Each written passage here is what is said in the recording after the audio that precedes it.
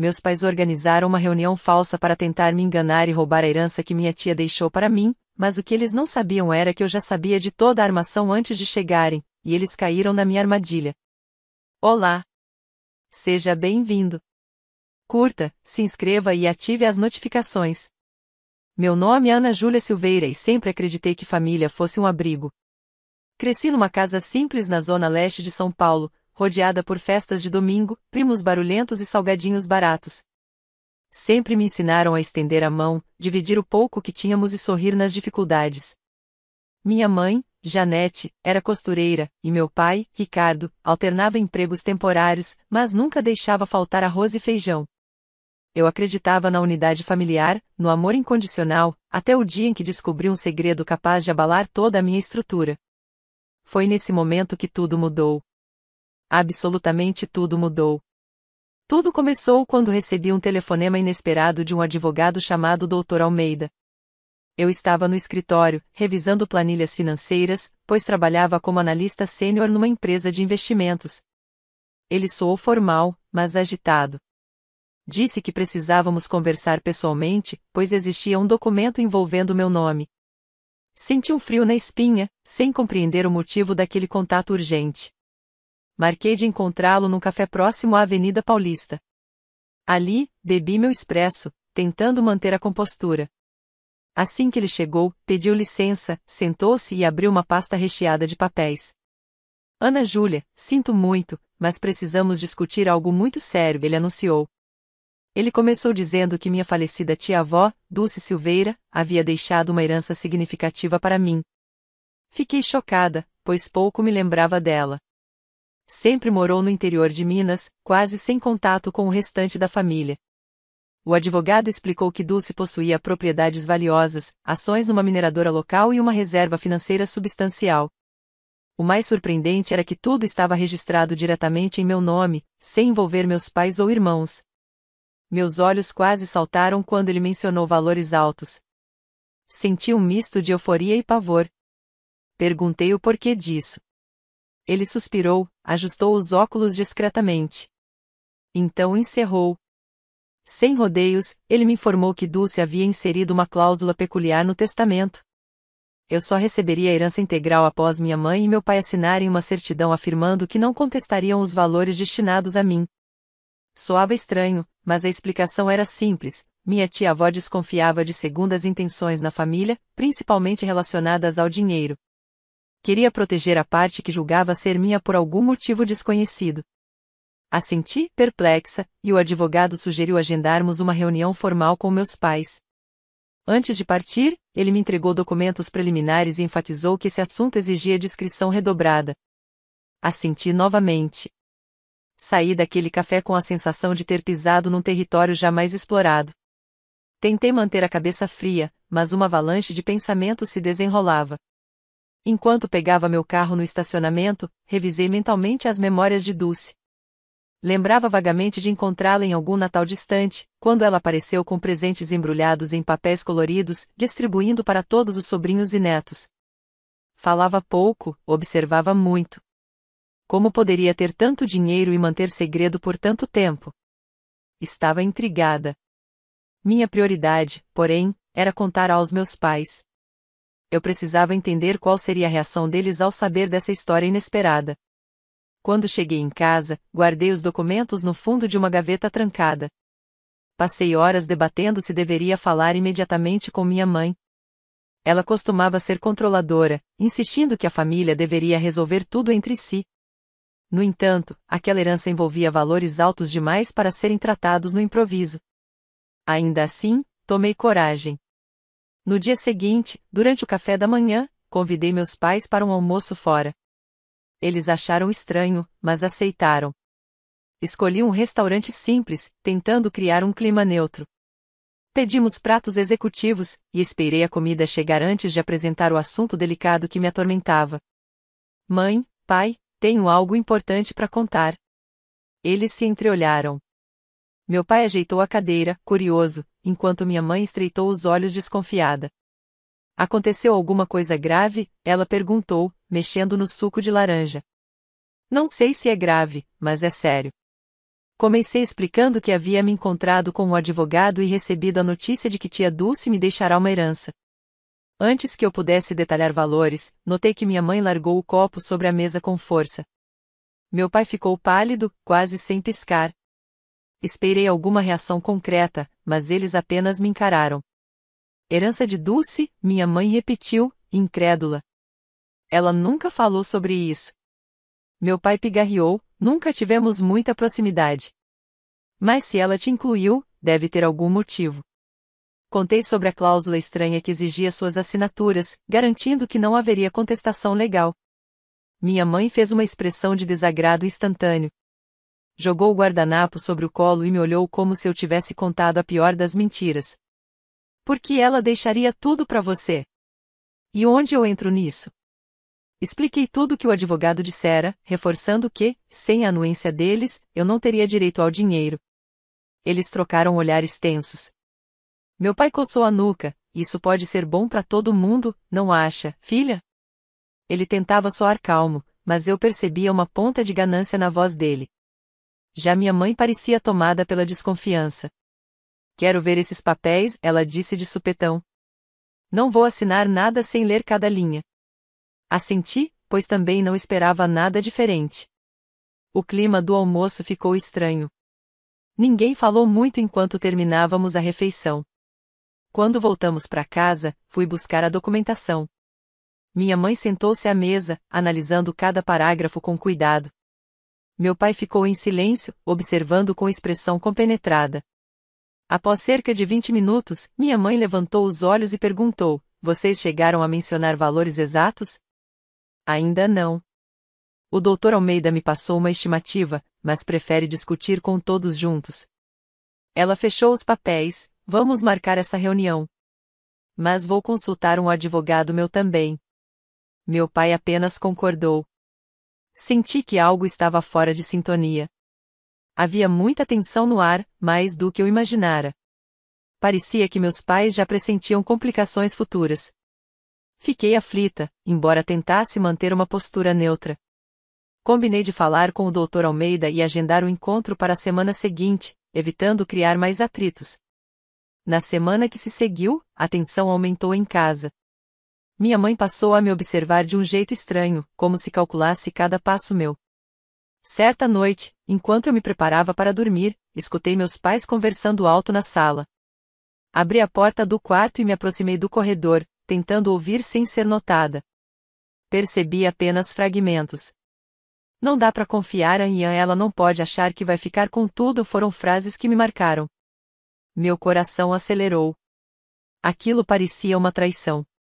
Por que eles estariam discutindo dessa maneira, se o dinheiro supostamente seria meu? Finalmente, chegou o dia da reunião com o Dr. Almeida. Fomos ao escritório dele, no centro de São Paulo, e sentamos numa sala de conferência com uma mesa retangular. Minha mãe estava especialmente quieta, lendo cada linha do contrato que o advogado pôs diante dela.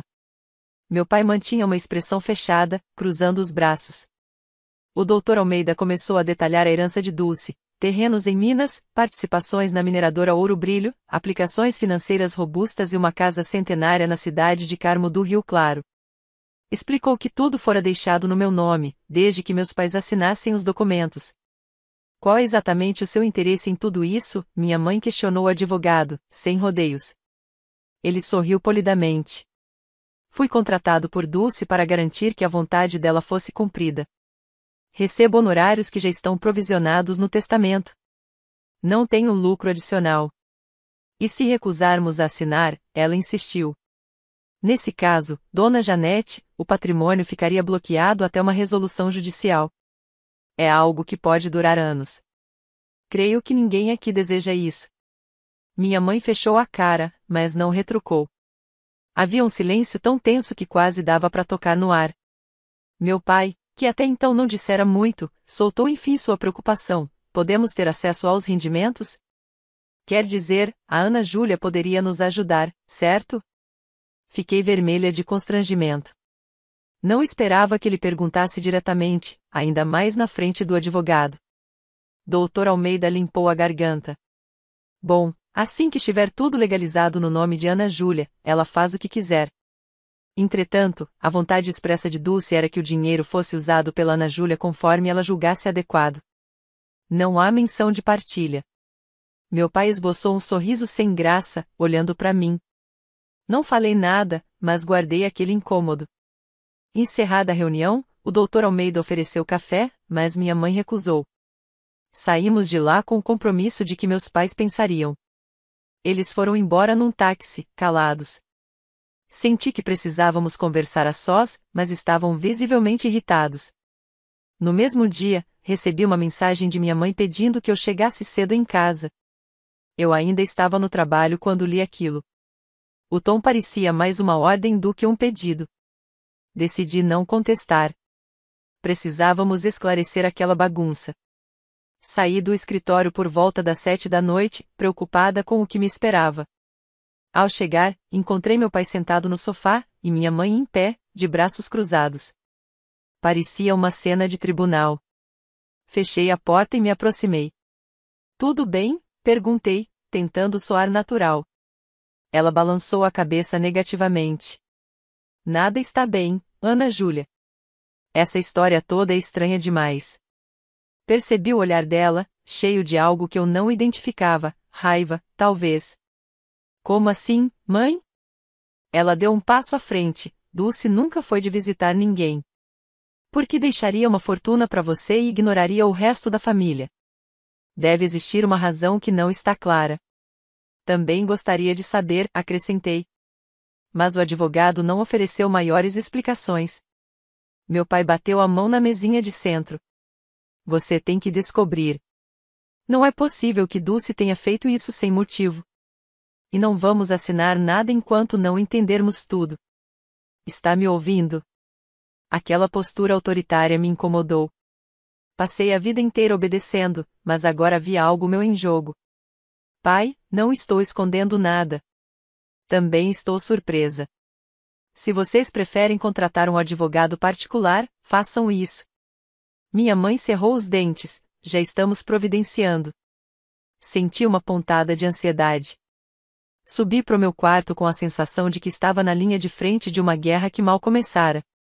Ainda tentei ler os e-mails do trabalho, mas a cabeça estava longe. Fiquei encarando os documentos de Dulce, me perguntando por que ela teria tomado aquela decisão específica. Abri o Google e digitei o nome dela, procurando qualquer pista. Encontrei um obituário simples, informando data de falecimento e local do enterro. Nada sobre fortuna. Resolvi pesquisar a mineradora Ouro Brilho. Descobri que era uma empresa de médio porte, mas lucrativa, especialmente após o aumento no valor de certos minérios. No dia seguinte, trabalhei normalmente, mas não conseguia me concentrar. Meu chefe, Leandro, notou minha distração e perguntou se havia algum problema. Balancei a cabeça, dizendo que eram questões familiares. Ele não insistiu, mas recomendou que eu tirasse uns dias de folga, caso precisasse. Agradeci e voltei às planilhas, embora a cada intervalo eu pegasse meu celular para ler mensagens da família, todas tensas. Minha irmã mais nova, Giovana, que ainda morava conosco, mandou: "O que tá rolando? Papai e mamãe estão estranhos." Respondi que não era nada grave, mas sabia que ela pressentia o turbilhão prestes a acontecer. Minha avó paterna, a quem eu não via fazia meses, ligou naquele mesmo dia, perguntando se era verdade que tia Dulce tinha me favorecido. Quase engasguei com a surpresa. "Quem te contou?" Ela deu uma risadinha amarga. "Sua mãe me ligou, indignada." Entendi então que minha mãe já estava espalhando a história. Antes que eu pudesse dizer algo, minha avó começou: "Filha, não se iluda. Sua tia Dulce sempre foi misteriosa, pode ter motivos obscuros. Tome cuidado." Despedi-me sem saber ao certo como reagir. Parecia que todo mundo já sabia, menos eu, sobre as possíveis razões dessa herança. Voltei para casa e a atmosfera estava carregada. Minha mãe me aguardava com uma pasta de papel pardo. Disse que era a proposta do advogado que contratou, um tal Dr. Malta. Sentei-me à mesa para escutar enquanto ela explicava. Ele aconselhou contestar legalmente, alegando que Dulce não estava em plenas faculdades mentais. Senti a face esquentar. Contestar o testamento? Por quê? Ela suspirou: "Porque é injusto. A família toda deveria ter direito." Olhei incrédula, mas é uma vontade expressa dela. Minha mãe ergueu a voz, e quem garante que esse advogado Almeida não forjou tudo? Quero uma perícia. Bati a mão nos documentos. Mãe, você não pode simplesmente anular a vontade de Dulce. Existem leis que protegem testamentos. Meu pai, que observava tudo, interveio. Podemos tentar. Não estamos dispostos a assinar nada até termos certeza de que isso não é uma armação. Senti uma fúria contida. Então vocês vão me impedir de receber algo que foi designado a mim? É isso? Minha mãe franziu o senho. Não se faça de vítima. Só queremos justiça. Foi assim que a conversa terminou, sem acordo. Fui dormir com a cabeça cheia, tentando imaginar se Dulce previra justamente esse tipo de reação. No domingo seguinte, minha tia Marta apareceu de surpresa em casa. Ela era irmã da minha mãe, muito fofoqueira, sempre circulando as novidades. Trouxe um bolo e, logo de cara, me perguntou sobre a tal herança milionária. Quase engasguei. Olhei para minha mãe, que tentou desconversar, mas tia Marta insistiu, vai mesmo ficar tudo para Ana Júlia? E vocês? Aquilo foi constrangedor. Minha mãe, sem paciência, respondeu que estava analisando a legitimidade do testamento. Tia Marta arregalou os olhos, mordendo os lábios. Bom, se for verdadeiro, que sorte, hein? Antes de ir embora, me puxou de lado e sussurrou, cuidado. Na noite seguinte, decidi tomar uma atitude. Marquei um horário com o Dr. Almeida e fui ao escritório dele sozinha. Levei as anotações que minha mãe obteve do Dr. Malta, apresentando a intenção de contestar o testamento. Ele analisou tudo com calma e se limitou a dizer, eles podem tentar, mas Dulce foi avaliada por 2 médicos antes de falecer. Há laudos comprovando sua lucidez. Se eles entrarem na justiça, vão perder tempo e dinheiro. Mas isso pode atrasar a partilha por anos. Fiz uma careta. Eu não desejava brigar com meus pais, mas eles pareciam dispostos a arrastar tudo. Perguntei se existia alguma maneira de contornar esse impasse. Dr. Almeida sugeriu que eu pudesse propor uma divisão amigável, cedendo parte do valor aos meus pais, sem contestação formal. Aquela ideia me incomodou, porque contrariava a vontade expressa de Dulce. Mesmo assim, refleti, talvez fosse a única forma de evitar um conflito desgastante. No fim, pedi uns dias para pensar. Antes de sair, ele me passou cópias de cartas antigas da tia Dulce, endereçadas a mim, mas nunca entregues. Fiquei surpresa. Li uma delas na recepção. Dizia, Ana Júlia, espero que um dia compreenda por que fiz isso. Guardei as cartas na bolsa e dirigi de volta para casa. Ao estacionar, me deparei com a figura de Giovanna na janela do meu quarto. Ela estava com um olhar preocupado, balançando a cabeça como se quisesse me alertar de algo. Entrei e perguntei o que havia acontecido. Ela me puxou pro canto. Tive que ouvir mamãe e papai falando que vão tentar te pressionar. Estão falando de inventar histórias para desacreditar esse testamento. Fiquei pálida. Eles disseram exatamente o quê? Giovanna hesitou, mas completou. Disseram que, se você não aceitar dividir, vão alegar fraude, inclusive na mídia, se preciso. Agradeci a Giovanna por me avisar. Subi pro quarto e me tranquei, pegando as cartas de Dulce. Li todas. Falavam sobre o passado, menções a brigas antigas, disputas por heranças, insultos que ela ouvirá de familiares. Fazia referência a um episódio em que minha mãe tentará pegar dinheiro emprestado e nunca pagará de volta, deixando Dulce magoada. O nome do meu pai também aparecia em relatos de desrespeito. Em outro trecho, Dulce dizia que me achava diferente, mais honesta, sem o egoísmo que ela vira na família. Por isso, decidirá me favorecer. Terminei a leitura com um aperto no peito. Ao me deitar, não consegui pregar o olho. Fiquei pensando na briga que se aproximava. Poderia deixar tudo rolar e enfrentar um processo longo, mas isso significaria destruir completamente a relação familiar. Ou poderia propor um acordo, mesmo indo contra o desejo de Dulce. Acordei na manhã seguinte com olheiras profundas. Não me sentia preparada para seguir nenhuma das opções. Porém, quando cheguei na cozinha, lá estavam meus pais, me encarando com semblantes duros. Sentamos com o Dr. Malta ontem, minha mãe anunciou. Ele disse que temos um caso sólido para contestar a autenticidade do testamento. Engoli em seco. Meu pai completou, mas preferimos resolver isso em família. Então pensamos no seguinte: você fica com uma parte e o restante dividimos entre nós e Giovanna.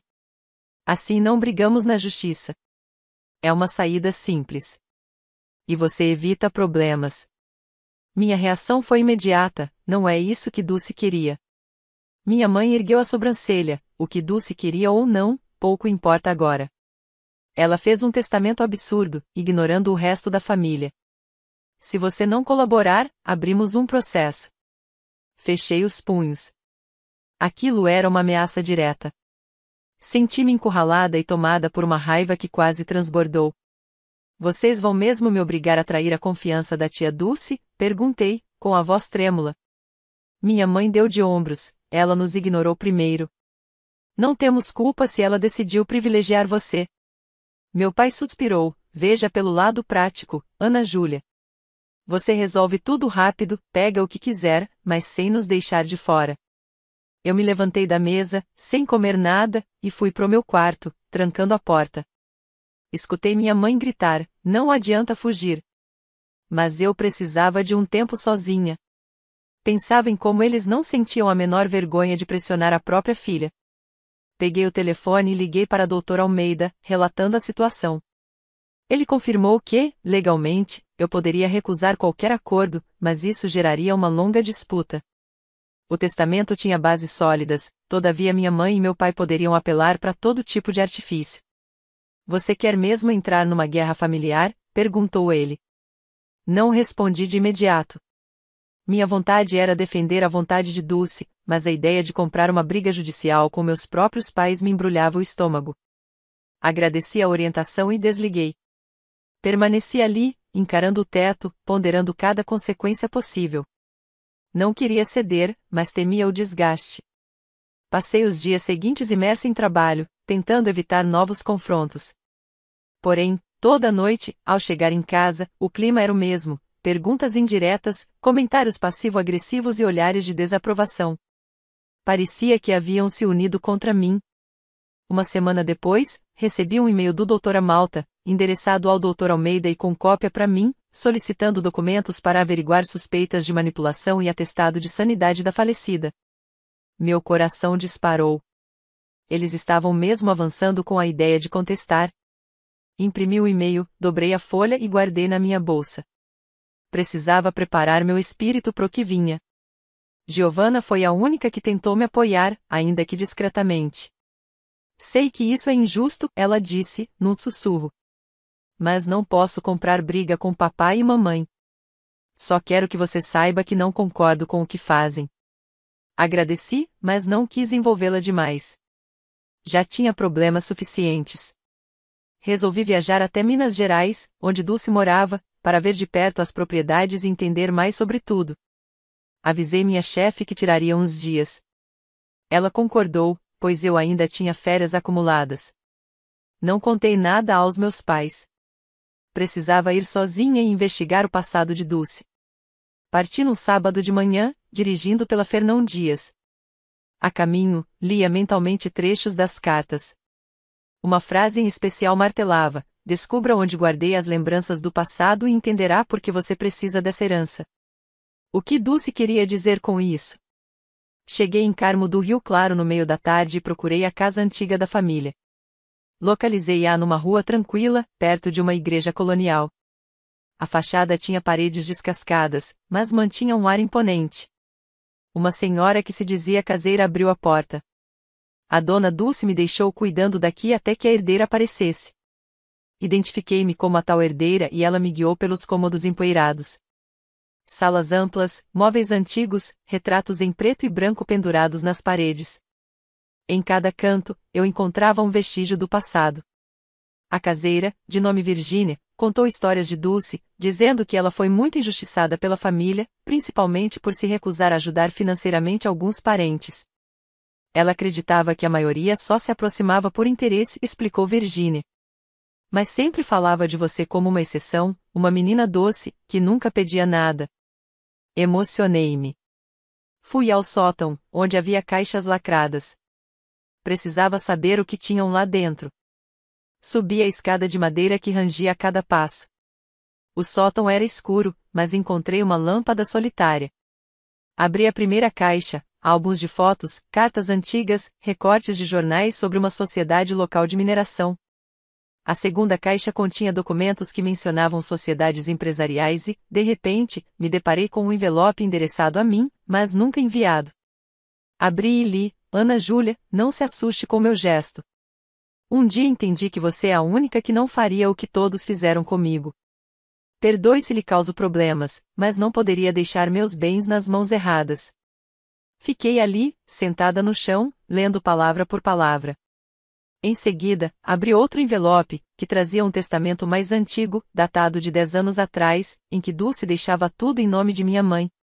Porém, havia um carimbo de irrevogado. O que teria acontecido para ela mudar de ideia radicalmente?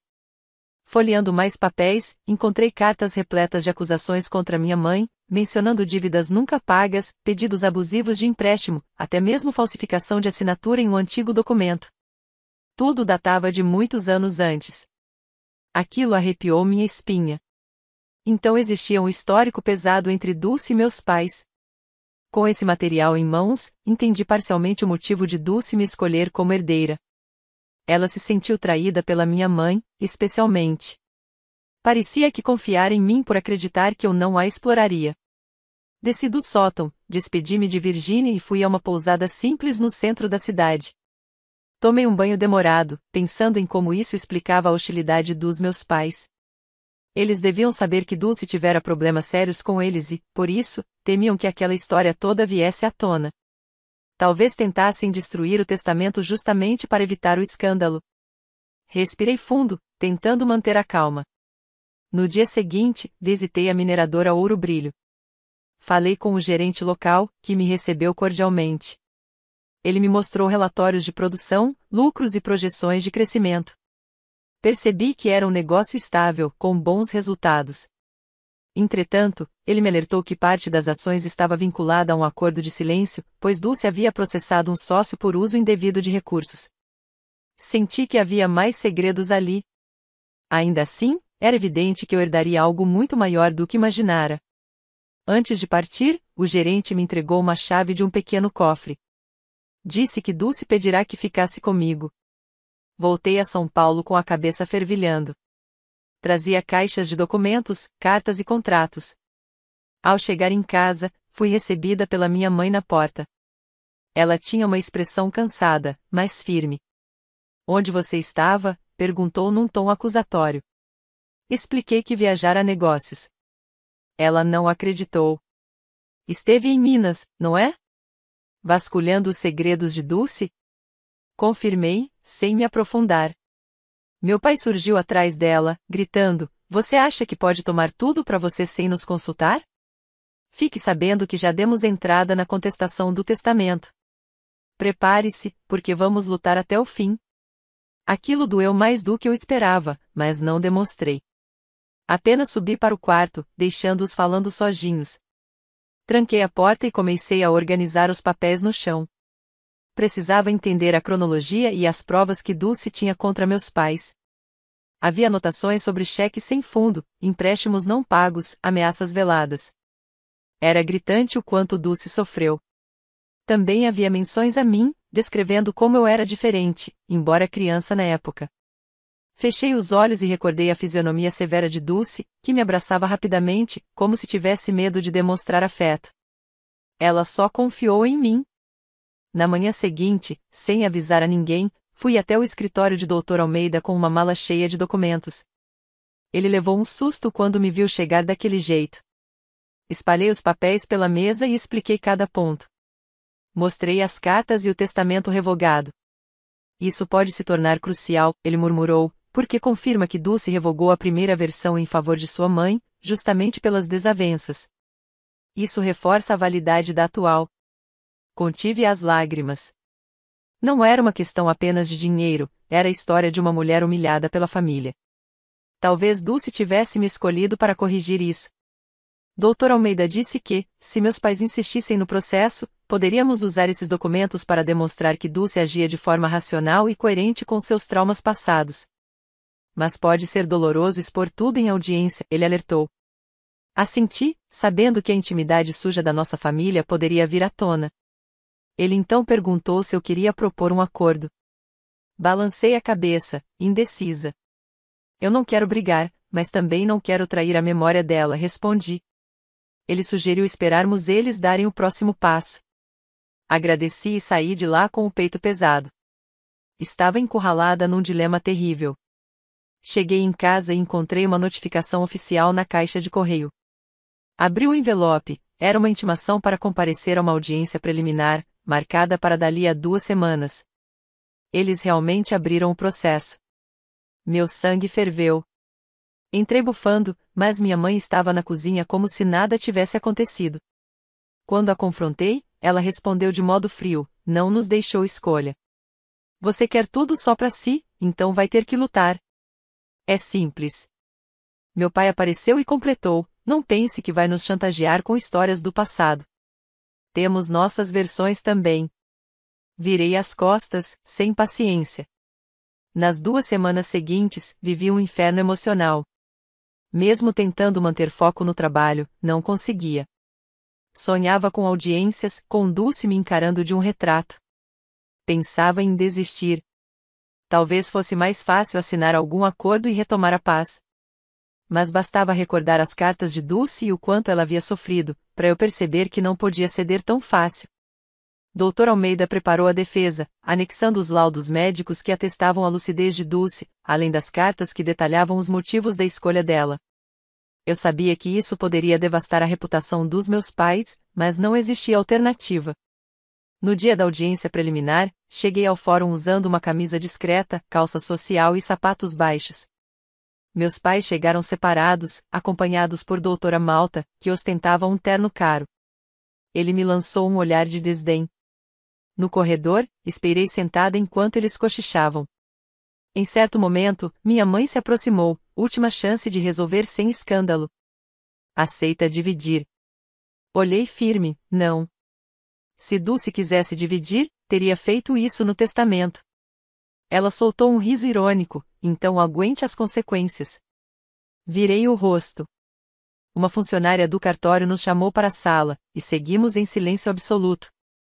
Lá dentro, o juiz ouviu os argumentos preliminares. Doutora Malta alegou que Dulce estava com a mente comprometida, influenciada por terceiros. Dr. Almeida rebateu com provas de sanidade e mostrou documentos que confirmavam a intenção real de Dulce. O juiz fez várias perguntas. Meus pais, quando chamados a depor, tentaram mostrar que Dulce sempre fora excêntrica e que não tinha proximidade comigo. Mas Dr. Almeida apresentou as cartas que ela escreveu. O magistrado decidiu marcar nova audiência para analisar tudo com calma e recomendou uma tentativa de conciliação. Saí de lá com o coração acelerado, pois não havia um desfecho imediato. Naquela noite, minha mãe me chamou na sala. Disse que arrumaria minhas coisas e me colocaria para fora se eu continuasse teimando. Respondi que poderia muito bem me mudar sozinha. Então subi, peguei uma mala e comecei a jogar roupas dentro. Giovanna correu, chorando, me pedindo para não fazer isso. Respondi que não tinha escolha. Quando minha mãe viu a mala, gritou, não faça cena. Mas eu estava decidida. Queria um lugar para manter minha dignidade. Então saí, arrastei as malas até o carro e dirigi sem destino. Sentia o peito em chamas, mas determinada a lutar. Procurei um hotel barato naquela noite. Enquanto estava deitada num quarto minúsculo, sem saber direito o que fazer, recebi uma mensagem de Giovanna: perdoa mamãe e papai.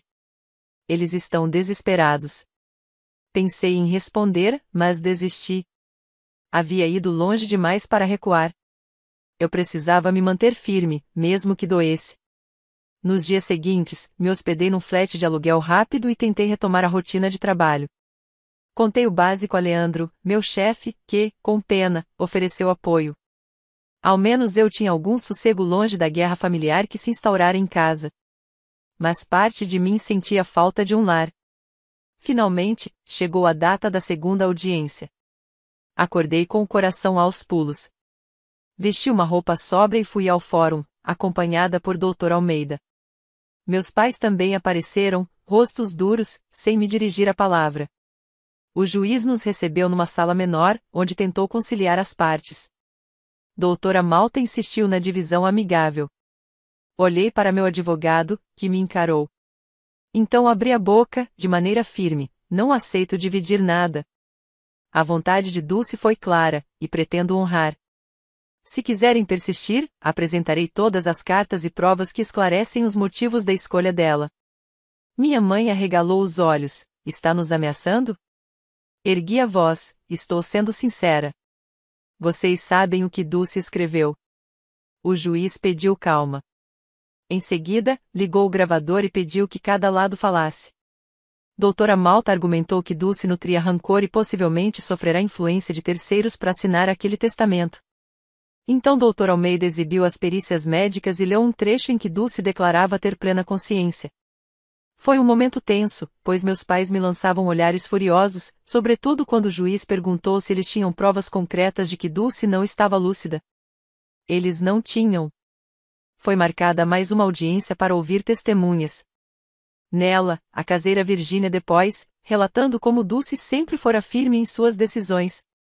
Também se apresentou o gerente da mineradora, confirmando que Dulce agira pessoalmente nos acordos. Tudo reforçava a lucidez. Meus pais começaram a se ver sem muitos argumentos. Em certo instante, o juiz perguntou por que Dulce teria revogado o testamento anterior. Doutora Malta tentou mudar de assunto, mas Dr. Almeida estava preparado, exibiu os documentos sobre os problemas financeiros que envolviam a minha mãe e apontou motivos para Dulce ter deixado de confiar nela. Minha mãe abaixou a cabeça. Enquanto aquilo acontecia, eu evitava encarar meus pais, mas percebi o desespero crescendo. A cada prova, ficava mais claro que Dulce havia planejado tudo conscientemente. No final dessa audiência, o juiz propôs outra tentativa de acordo. Meus pais pediram um intervalo para conversar com o seu advogado. Eu e Dr. Almeida aguardamos em outra sala. Depois de uns 20 minutos, eles voltaram. Minha mãe falou com voz trêmula: queremos uma quantia em dinheiro, mas não contestaremos mais nada. Quanto pode nos dar? Olhei para Dr. Almeida, que me encarou de volta. Era o momento de decidir se eu cederia ou não. Se Dulce quisesse, teria deixado algo para vocês, eu disse, mas vi o olhar suplicante de meu pai. Porém, para encerrar isso, ofereço 10% do valor líquido total, sem mexer nas ações da mineradora. Meu pai fez uma careta de frustração, mas minha mãe o cutucou. É melhor que nada. Podemos aceitar, desde que seja imediato. Dr. Almeida confirmou que poderíamos estabelecer esse acordo, mas precisaria de homologação legal. O juiz concordou em oficializar, encerrando o processo. Me senti aliviada e ao mesmo tempo confusa. Eu acabava de ceder parte de algo que Dulce não queria dividir. Tão logo assinamos o acordo, eu saí do fórum com uma sensação agridoce. Meus pais vieram atrás de mim no corredor. Minha mãe tentou um tom conciliador: é melhor assim, né? Não respondi. Meu pai murmurou: pelo menos não acabamos nos matando. Afastei-me, sem ânimo para confraternizar. Ali, entendi que algo se rompeu entre nós para sempre. Era impossível voltar ao que chamávamos de família. Peguei o carro e dirigi sem rumo por um tempo. Estacionei num shopping, entrei numa cafeteria, pedi um expresso duplo e tentei digerir tudo. Lembrei de Dulce, das cartas, do que ela teria achado. Os dias seguintes foram dedicados a formalizar a papelada. Transferi os 10% aos meus pais, que assinaram a desistência de qualquer contestação futura. O processo foi arquivado. Finalmente, o testamento de Dulce foi reconhecido na íntegra, com exceção dessa parte que eu negociei. Dr. Almeida me parabenizou, mas eu me senti estranha, como se tivesse traído Dulce parcialmente. Guardei, entretanto, a convicção de que não havia alternativa melhor. Precisava encerrar a disputa, pois estava me consumindo. O resto da família também ficou sabendo, e rolou todo tipo de comentário. Uns me achavam generosa, outros me taxavam de fraca. Mudei definitivamente para um apartamento pequeno, usando parte do dinheiro liberado. Queria ficar distante dos meus pais por um tempo. Giovanna me mandava mensagens, dizendo que as coisas em casa estavam tensas, mas que ao menos não se falava mais em processo judicial. Tentei manter contato com ela, embora não voltasse a pisar naquela casa. Concentrei-me em administrar os bens. Visitei novamente a mineradora, revisei contratos, contratei uma consultoria para entender melhor onde investir. Também providenciei a manutenção da casa em Carmo do Rio Claro, deixando Virgínia como responsável. Virei uma espécie de gestora inesperada, aprendendo tudo na prática. Uma tarde, resolvi abrir o cofre cuja chave o gerente da mineradora havia me dado. Encontrei documentos importantes, ações, certidões e, para minha surpresa, um diário de Dulce. Folheando-o, deparei-me com relatos sobre minha mãe, minha avó e outras pessoas que a procuravam pedindo dinheiro. Dulce anotava cada situação, cada pressão sofrida. E descrevia a dor de não ter um vínculo familiar genuíno. O diário terminava com uma frase que me gelou a espinha: apenas Ana Júlia me parece digna de confiança. Se ela me decepcionar, então não restará nada. Larguei o diário no colo, engolindo o nó que se formava na garganta. Não queria decepcionar Dulce, mas havia cedido 10% aos meus pais. Pensei que, talvez, ela entendesse. Ela mesma fora vítima de insistências infinitas. Aquela quantia, no fundo, era um preço que paguei para me livrar desse assédio sem fim. Procurei não me culpar demais. Continuei administrando meus novos bens, tentando aprender rápido sobre investimentos e gestão. Minha vida mudou drasticamente em poucos meses. As pessoas do meu trabalho começaram a me olhar diferente, como se eu fosse uma espécie de Henrica repentina. Tive que me esforçar para manter os pés no chão e não deixar aquilo subir a cabeça.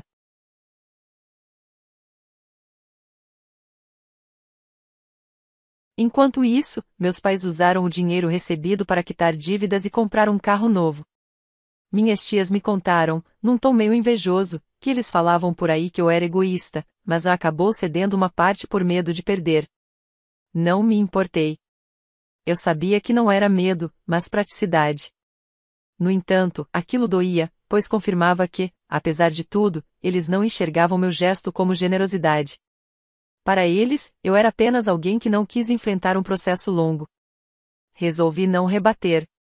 Estava cansada de brigas.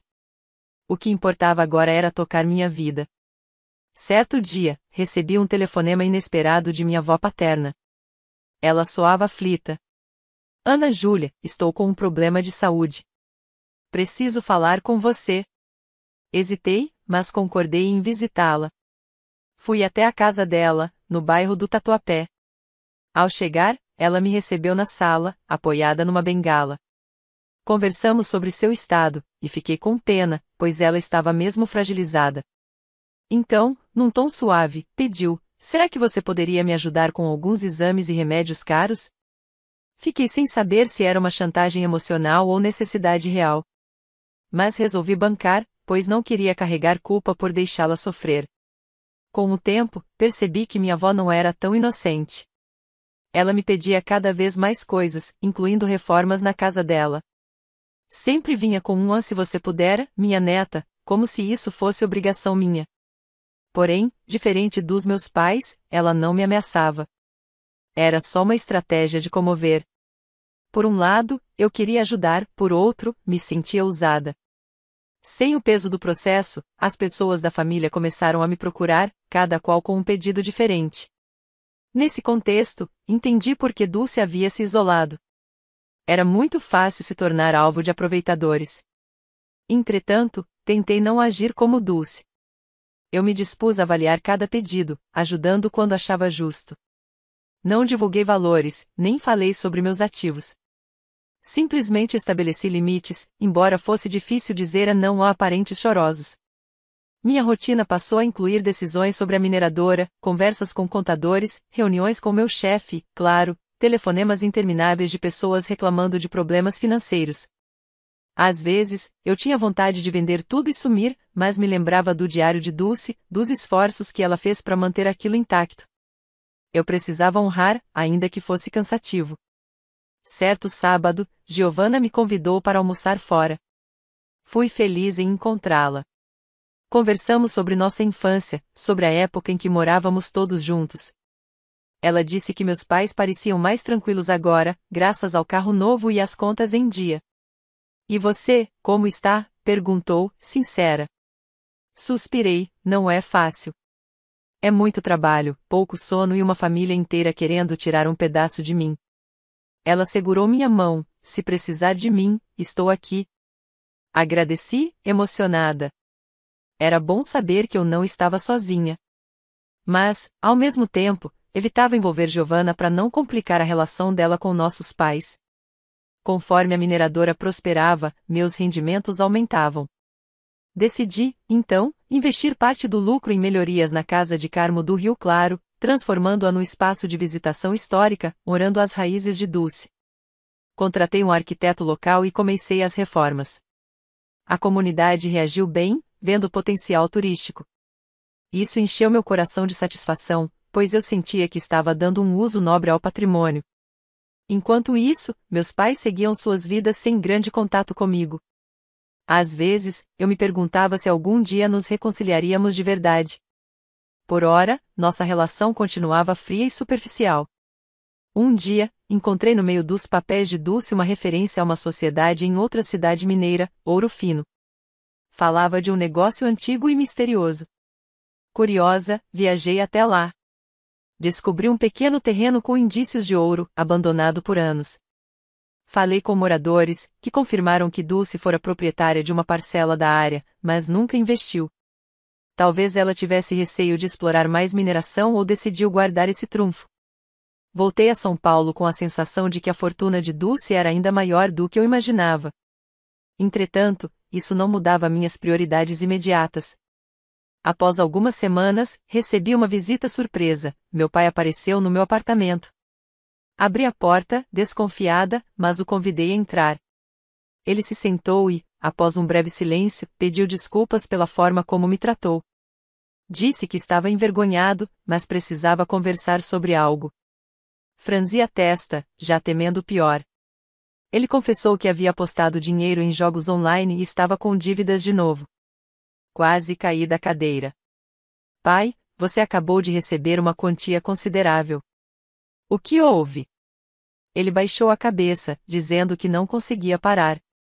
Pedi a minha ajuda para quitar as apostas. Fiquei sem reação, mas não acreditei que ele tivesse coragem de me pedir mais dinheiro depois de tudo. Pai, eu não acho certo incentivar esse vício. Ele levantou a voz, não é vício. Foi azar. Levantei as mãos, pedindo que se acalmasse. Não vou dar mais nenhum centavo para cobrir suas dívidas de jogo. Ele ficou furioso, levantou-se e apontou o dedo. Você tem condições de ajudar, mas prefere me ver afundar. Segurei minha indignação e falei, não é a questão de poder, mas de não querer alimentar uma situação doentia. Ele saiu batendo a porta, me xingando. Fiquei tremendo de raiva e decepção. Liguei para Giovanna, que confirmou, ele anda jogando há meses, mas mamãe encobria. Agora ele perdeu grande parte do dinheiro que vocês deram. Aquilo partiu meu coração. Dr. Almeida já havia me alertado que algumas pessoas não mudam com dinheiro, só aprofundam maus hábitos. Tentei me distrair, mas aquela visita ficou martelando na minha cabeça. Comecei a me questionar se Dulce não estava certa ao desconfiar tanto da família. Cada vez que eu tentava ajudar, surgia mais exploração ou chantagem. Prometi a mim mesma que não recuaria. Precisava manter meus limites a qualquer custo. Alguns dias depois, minha mãe me mandou uma mensagem curta: seu pai está doente, não consegue dormir. Venha ver o que você fez. Respirei fundo, ignorando a inversão de culpa. Fui até a casa deles. O ambiente estava pesado. Encontrei meu pai deitado no quarto, suando frio. Ele me olhou com desprezo. Veio rir da minha cara? Neguei, engolindo em seco. Minha mãe entrou, braços cruzados, dizendo que a culpa era minha por não ajudá-lo. Percebi que ambos insistiam nessa narrativa distorcida. Cansada, levantei da cadeira e respondi: vocês sabem muito bem que eu não tenho culpa alguma. Meu pai começou a gritar, dizendo que eu tinha obrigação moral de ajudá-lo. Minha mãe apoiou, afirmando que, se Dulce tivesse deixado tudo para mim, então cabia a mim zelar pelo bem-estar dos pais. Aquilo virou uma discussão acalorada, com eles jogando na minha cara que eu não era mais parte da família. Engoli a raiva, me mantive firme e voltei para o meu apartamento. Nesse momento, entendi que não havia reconciliação possível. Estavam presos a uma mentalidade de dependência e manipulação. Senti o peso das decisões de Dulce, compreendendo que ela sabia exatamente quem eram. Tempos depois, recebi uma ligação de Dr. Almeida dizendo que havia surgido uma oferta de compra para grande parte das ações da Ouro Brilho. Seria uma transação milionária, mas envolveria entregar o controle da mineradora a um grupo estrangeiro. Precisava decidir com urgência. Passei dias refletindo, consultando especialistas e analisando relatórios de sustentabilidade. Tinha receio de vender, pois era o maior ativo deixado por Dulce. Por outro lado, poderia me livrar de pressões familiares para sempre. Conversando com alguns executivos, descobri que, se eu vendesse, seria quase impossível retomar o negócio depois. Precisava ponderar com cuidado. Fui até Carmo do Rio Claro e caminhei pela casa ancestral. Olhando aqueles retratos e móveis antigos, me lembrei de Dulce e de tudo que ela fez para manter esse patrimônio. Será que ela aprovaria uma venda assim? Talvez fizesse sentido investir ainda mais e crescer a mineradora de forma independente. Mas eu também sentia o desgaste de lidar com parentes oportunistas. Acabei decidindo manter as ações por enquanto e recusei a proposta.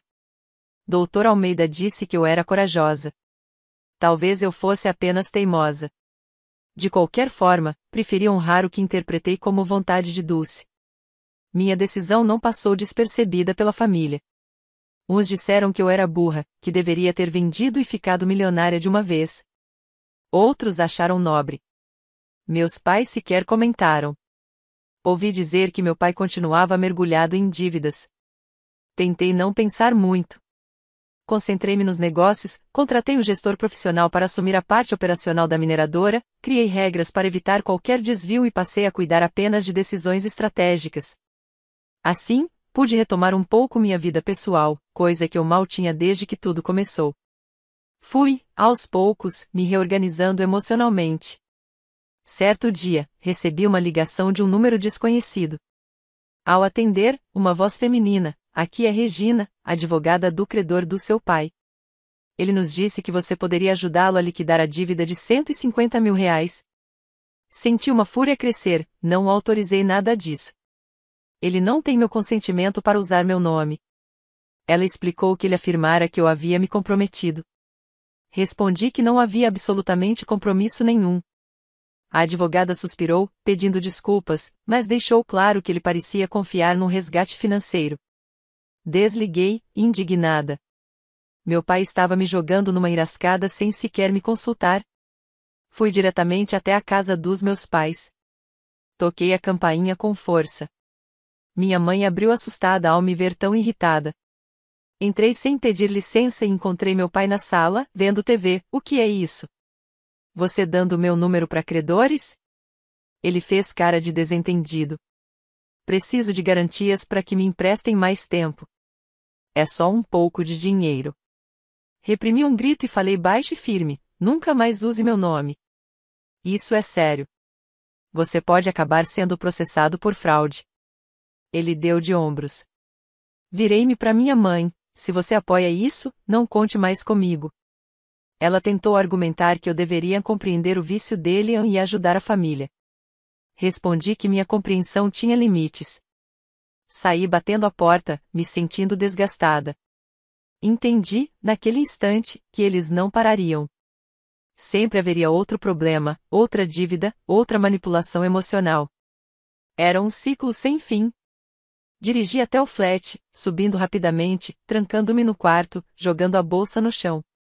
Sentei na cama, abracei os joelhos e fiquei ali, em silêncio, tentando não chorar de raiva. Eu queria seguir em frente, mas eles insistiam em me puxar de volta para o caos familiar. Dias depois, decidi enviar uma notificação extrajudicial ao meu pai, informando que não permitiria o uso do meu nome para garantia de dívidas. Não queria levar isso aos tribunais, mas precisava deixar por escrito. Dr. Almeida redigiu o documento, e eu assinei. Enviei pelos correios com AR, soube que meu pai recebeu e ficou furioso. Porém, não entrou em contato. Imagino que tenha percebido que eu falava sério. A tensão na família aumentou, mas eu preferia lidar com a frieza do que com a repetição do mesmo teatro. Não podia mais fingir que estava tudo bem. Nesse meio tempo, as reformas na casa de Dulce ficaram prontas. Vi fotos do resultado final, impressionantes. Contratei um grupo de guias locais e abri para visitação, transformando o local num ponto cultural com exposições sobre a história da mineração e da própria família Silveira. Foi um sucesso. As pessoas se interessavam pelo passado, e eu cobrava ingressos simbólicos. Parte da renda era revertida em projetos sociais na região. Esse era um pequeno sonho que se tornará realidade. Mesmo sem ter conhecido profundamente Dulce, sentia que ela se orgulharia de ver sua casa transformada em espaço histórico. Um mês depois, enquanto eu almoçava no trabalho, recebi uma mensagem de Giovanna: pai sumiu. Mamãe está desesperada. Tive um calafrio. Tentei ligar para minha mãe, mas ela não atendeu. Liguei então para Giovanna, que atendeu chorando. Explicou que ele havia saído de casa na noite anterior e não deu notícias, não atendeu o celular. Fui embora do escritório correndo e passei na casa dos meus pais. Encontrei minha mãe aos prantos, dizendo que ele havia deixado um bilhete vago, dizendo que não aguentava mais problemas. Fiquei preocupada, embora tentasse me manter calma. Precisávamos descobrir onde ele estava. Acionei a polícia, que registrou um boletim de desaparecimento. Liguei para hospitais e delegacias. Nada. Passei a noite com minha mãe e minha irmã, esperando alguma notícia. No dia seguinte, por volta das 10 da manhã, meu pai apareceu sozinho, com olheiras fundas, dizendo que havia saído para pensar na vida. Minha mãe correu para abraçá-lo, chorando, enquanto eu o encarava em silêncio. Ele parecia abatido, mas não se desculpou. Ao invés disso, me olhou com rancor: achei que vocês ficariam melhores sem mim. Respirei fundo e não respondi. Fiquei aliviada por estar vivo, mas com a certeza de que isso não mudaria nosso impasse. Depois desse episódio, notei que minha mãe começou a tratar meu pai como um coitado. Insistia que eu, tendo condições financeiras, deveria assumir as despesas dele, para que ele pudesse se recuperar do estresse. Bati o pé: não vou sustentar vícios. Ela soltou uma enxurrada de acusações, chamando-me de ingrata, dizendo que um dia eu me arrependeria. Fui embora, decidida a cortar de vez o contato com eles por um tempo. Entendi que a chantagem emocional se tornará rotina ali. Precisava proteger minha sanidade. Giovanna, mesmo compreendendo, se sentiu culpada, pois não queria me perder também. Foi uma situação dolorosa.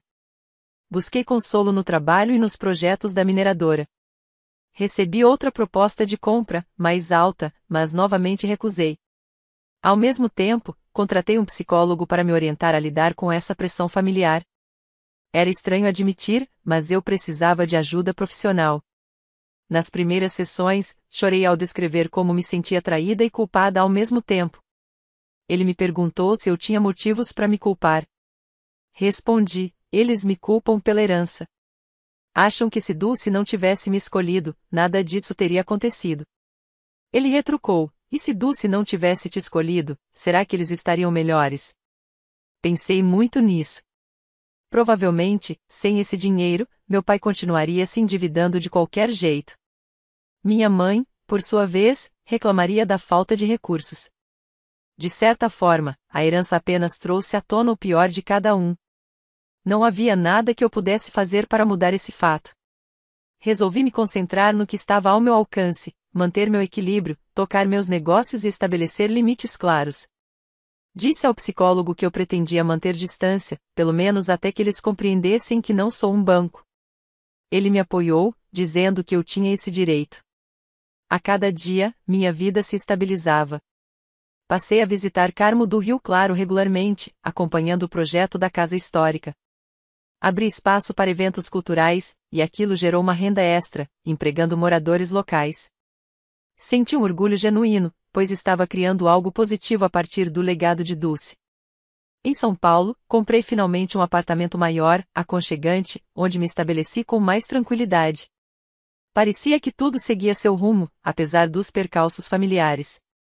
Infelizmente, as crises internas não acabaram tão facilmente. Sempre havia alguma indireta, alguma fofoca. Mas aprendi a não me afetar tanto. Numa tarde chuvosa, recebi um telefonema da polícia rodoviária. Meu pai havia sofrido um acidente leve na estrada, dirigindo em alta velocidade. Não se machucou gravemente, mas o carro ficou destruído. Fui ao hospital, encontrei minha mãe exaltada, culpando o estresse que a filha causou e me ignorando. Fiquei ao lado dele por um instante. Ele estava lúcido, mas evitou me encarar. Tentei perguntar se estava bem, mas ele resmungou algo inaudível. Me retirei, magoada. Enquanto saía, ouvi minha mãe dizer: é melhor ela ir embora mesmo. Aquilo confirmou que o abismo entre nós só aumentava. Voltei para casa arrasada, mas segui meu princípio de não ceder a manipulações. Se eles não me queriam por perto, eu não forçaria nada. Continuei minha rotina, analisando relatórios da mineradora, conduzindo reuniões no meu trabalho principal e visitando o Carmo do Rio Claro. Também aproveitei para descansar a mente, viajando a algumas praias paulistas nos fins de semana. Eu precisava de breves respiros, pois todo esse drama familiar me drenava. Aos poucos, aprendi a aceitar que não podia salvar meus pais dos próprios erros e que não era responsável pela felicidade deles. Cada um faz suas escolhas. Certa noite, ao chegar do trabalho, encontrei Giovanna com semblante aflito. Ela havia recebido fotos ameaçadoras no celular, imagens do nosso pai com um olho roxo, alegando ter sido agredido por agiotas. A mensagem dizia: ou pagam a dívida, ou ele sofre mais. Fiquei pálida, sentindo uma raiva e um medo insuportáveis. Giovanna me olhou, sem saber o que fazer. Eu me perguntei se devia acionar a polícia, mas meu pai entrará nessa por conta própria. Era perigoso.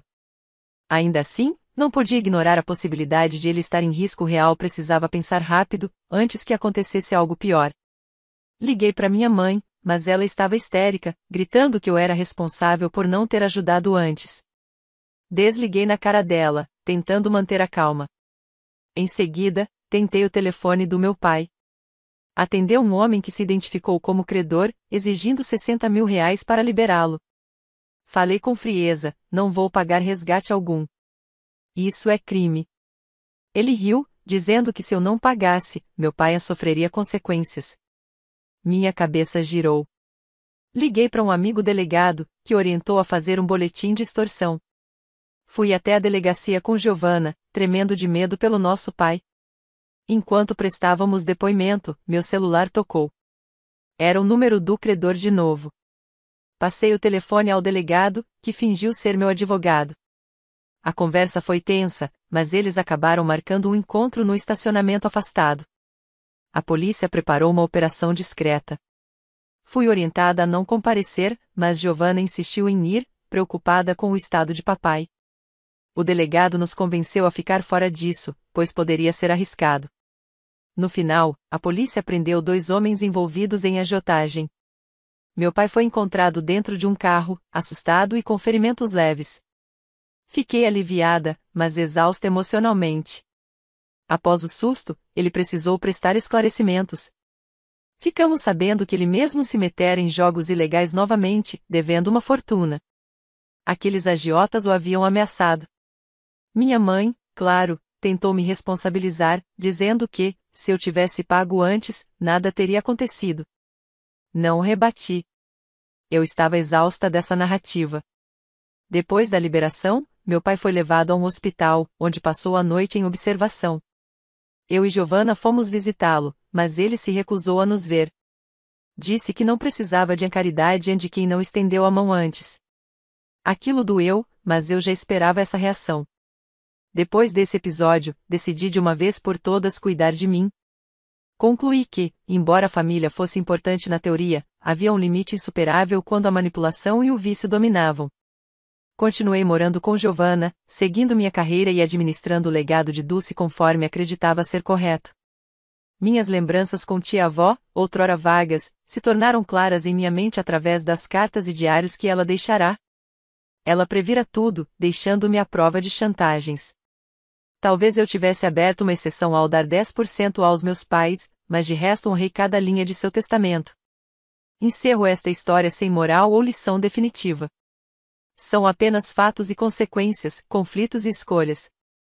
Minha família se fragmentou, e eu segui com o que me coube, uma herança grande, cheia de segredos, e a árdua tarefa de administrar conflitos que nunca pareciam ter fim. Se consegui algo além de dinheiro, foi a consciência de que nem tudo se conserta. Às vezes, a verdade se impõe, e quem não aceita fica à margem. Talvez Dulce tenha me deixado essa fortuna para me libertar da mesma opressão que ela viveu. Por ora, vivo meus dias em paz relativa, ciente de que a jornada foi turbulenta. E talvez ainda não tenha chegado ao fim. Espero que tenha gostado da história. Curta, comente e compartilhe. Obrigado por assistir.